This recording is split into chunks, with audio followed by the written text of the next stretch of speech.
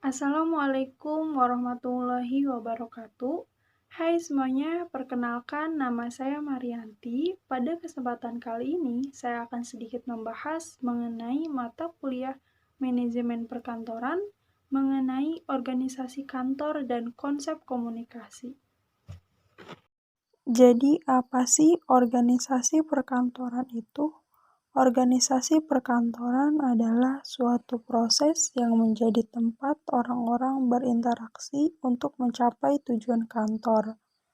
Organisasi perkantoran juga dapat diartikan sebagai suatu rangka dasar yang menjadi tempat orang-orang melangsungkan kegiatannya untuk menerima, menyimpan, mengelola, dan menyajikan informasi dari merawat aktiva. Dan tentunya setiap bentuk organisasi akan mempunyai unsur-unsur tertentu. Nah, berikut unsur-unsur organisasi kantor. Yang pertama, sebagai wadah atau tempat untuk bekerja sama. Organisasi merupakan suatu wadah atau tempat di mana orang-orang dapat bersama untuk mencapai suatu tujuan yang telah ditetapkan.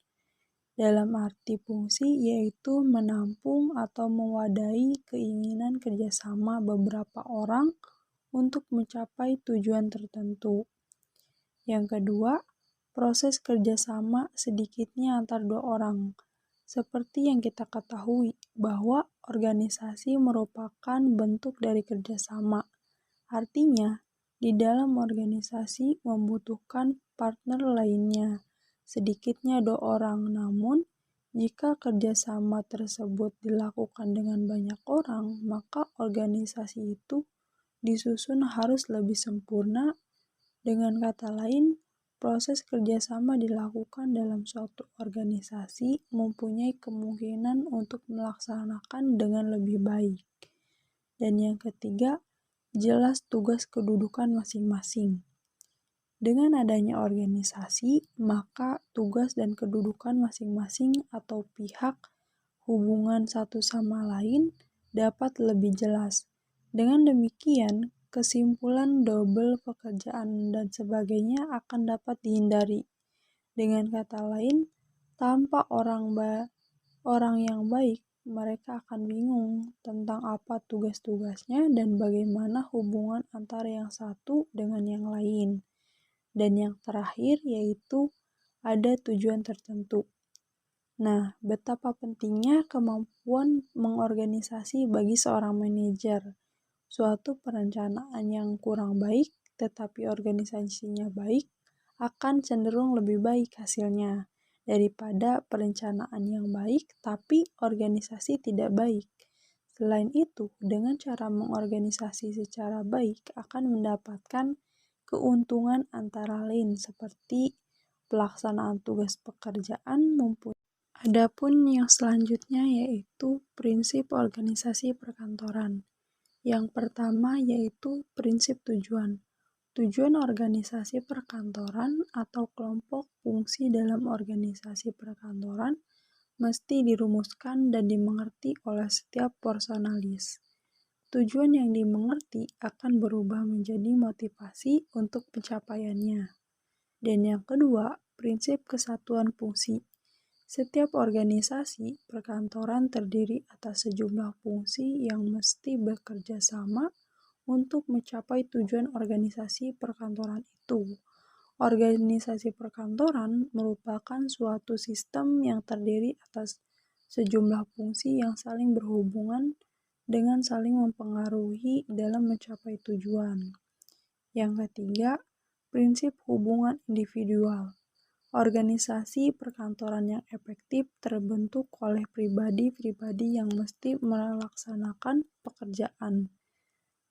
Organisasi perkantoran itu merupakan sebuah sistem, namun individu-individulah yang menyelesaikan pekerjaan masing-masing. Yang keempat, prinsip kesederhanaan. Organisasi perkantoran yang efektif bekerja berdasarkan atas kesederhanaan dan interpelasi yang jelas. Kesederhanaan memudahkan para pelaksanaan untuk memahaminya, sedangkan interrelasi yang jelas mengurangi keraguan. Yang kelima yaitu prinsip wewenang sepadan dengan tanggung jawab. Setiap orang dalam organisasi perkantoran mesti diberi wewenang sesuai dengan tugas tanggung jawabnya, sehingga ia dapat bertanggung jawab atas pelaksanaan tugas tersebut. Dan yang keenam yaitu prinsip laporan kepada atasan tunggal, agar setiap personalia mengetahui dengan jelas kepada siapa ia melapor, maka tiap petugas dalam organisasi perkantoran tersebut harus menerima perintah dari dan bertanggung jawab hanya kepada satu atasan. Dan yang ketujuh yaitu prinsip kepengawasan dan kepemimpinan. Kepemimpinan dan pengawasan yang efektif mesti ditegaskan sehingga tujuan organisasi perkantoran itu dapat tercapai. Pengawasan yang efektif akan mencegah perubahan arah dalam mencapai tujuan. Sementara itu, pengawasan yang efektif pun merupakan proses belajar bagi organisasi di waktu yang akan datang. Dan yang terakhir yaitu prinsip jangkauan pengawasan. Agar pengawasan dan kepemimpinan dalam organisasi perkantoran efektif, maka jangkauan pengawasan di bawah pengawasan langsung dari seorang manajer kantor atau seorang pengawas. Dan yang selanjutnya yaitu mengenai komunikasi kantor. Menurut Armida Sylvia Asriel dan teman-temannya dalam buku Manajemen Kantor, komunikasi kantor adalah proses komunikasi yang diawali dengan penyalinan ide, pengolahan data menjadi informasi, serta penyampaian peserta dari satu pihak ke pihak lainnya.